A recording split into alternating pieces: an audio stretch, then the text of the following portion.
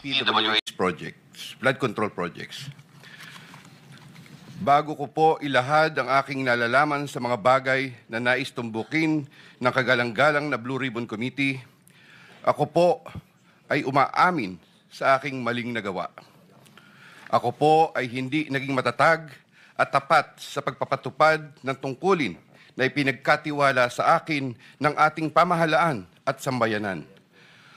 Taus-puso at puno ng pagsisisi na ako po ay humihingi ng kapatawaran sa Diyos, sa ating bansa at mga kababayan, gayon din sa aking pamilya, mga kaibigan at sa lahat ng aking binigo.